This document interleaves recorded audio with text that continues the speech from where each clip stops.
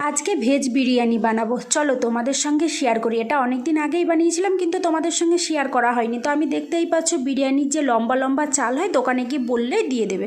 তো সেই চালটা 1 কেজি নিয়ে নিয়েছিলাম। আর এখানটায় পনির নিয়েছিলাম, পনিরগুলো লাল লাল করে ভেজে নিয়েছি। পেঁয়াজ বেরেস্তার জন্য পেঁয়াজটাও ভেজে নিয়েছি। আর সমস্ত রকম সবজি নিয়েছি। সবজিতে ছিল ফুলকপি, গাজর, মটরশুঁটি, ক্যাপসিকাম, তারপরে পেঁয়াজ কলি, বিনস, মানে সমস্ত কাজু কিশমিশ সমস্ত কিছু, কিন্তু সাদা তেল আর ঘি 1 চামচ ঘি দিয়ে সমস্ত কিছু এক এক করে ভেজে তুলে নিয়েছি।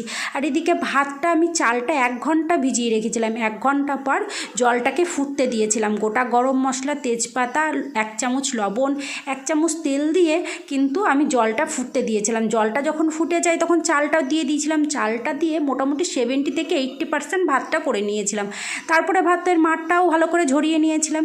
এবার সমস্ত কিছু যখন কষাকষি হয়ে গেল, ভাত হয়ে গেল, তখন কড়াই বসিয়ে দিয়েছিলাম। কড়াইয়ে সাদা তেল, আর সাদা তেলের মধ্যে 1 চামচ দিয়েছিলাম ঘি, দিয়ে তার মধ্যে দিয়ে দিয়েছিলাম গোটা গরম মশলা, তেজপাতা, শুকনো লঙ্কা, তারপর একটু জিরে, আদা, কাঁচা লঙ্কার পেস্ট দিয়ে দিয়েছিলাম। সেটাকেও ভালো করে কষিয়ে নিলাম। টমেটো দিয়েছিলাম, 2টো টমেটোটাও ভালো করে কষিয়ে নিয়েছি। তারপরে যে সবজিগুলো আমি ভেজে রেখেছিলাম সমস্ত সবজি দিয়ে দিলাম। হ্যাঁ, এখানে কয়েকটা কাঁচা লঙ্কাও দিয়েছিলাম, মানে খেতে স্বাদ হবে বলে।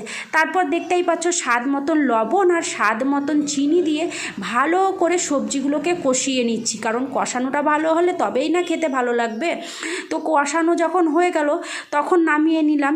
এবার নামিয়ে আমাকে লেয়ার করে নিতে হবে। তো লেয়ার করার জন্য এখানে দেখতেই পাচ্ছ আমার ডেকচিটা একটু ছোট হয়ে গেছিলো, তাই আমি 2 জায়গায় করে নিয়েছিলাম। তো ডেকচিটায় ভাত প্রথমে সাজিয়ে নিলাম, তারপর এখানে দুধের মধ্যে কেশর, গোলাপ জল, মিঠা আতর, কেওড়া জল সমস্ত কিছু একসঙ্গে দুধের মধ্যে মিশিয়ে নিলাম, তাহলে দিতে সুবিধা হবে। তারপরে এখানে ডেকচির মধ্যে ভাত দিয়ে যে সবজিগুলো কষিয়ে রাখলাম সেই সবজিগুলো উপর থেকে ছিটিয়ে দিলাম। উপর থেকে পনির দিয়ে দিলাম, পেঁয়াজ বেরেস্তা দিয়ে দিলাম, আর যে দুধটা আমি বানিয়ে রাখলাম সেই দুধটাও উপর থেকে ছিটিয়ে দিলাম। আর এখানে আমি একটা ভাজা মশলা তৈরি করে নিয়েছিলাম। দোকানে গিয়ে বিরিয়ানির মশলা বললে ওরা গোটা দিয়ে দেবে, সেটাকে একটু কাঠখোলায় নেড়ে ভেজে করে নেওয়া যায়। আর তাও যদি না পারো তোমরা বিরিয়ানি মশলা কিনেও নিতে পারো, কিন্তু আমি ঘরেই বানিয়ে নিয়েছিলাম।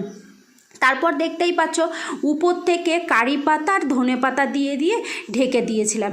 তো এবার তাওয়া বসিয়ে মোটামুটি আধ ঘন্টা ভাপে হতে দেব, তাহলেই আমার বিরিয়ানি রেডি হয়ে যাবে। হ্যাঁ, আর উপর থেকে আমি কিন্তু ঘি দিয়েছিলাম। তোমরা চাইলে এখানে কিন্তু বাটারও দিতে পারো, তো তোমাদের যেটা ভালো লাগবে সেটাই দিবে। তারপরে নামিয়ে নেবে, নামিয়ে নিয়ে উপর থেকে একটু জায়ফল গুঁড়ো করে দিবে, দিয়ে পরিবেশন করে দিবে। আর এইভাবে একটা ভেজ বিরিয়ানি বানিয়ে তোমরা দেখবে দুর্দান্ত হয়েছিল। তোমরাও বাড়িতে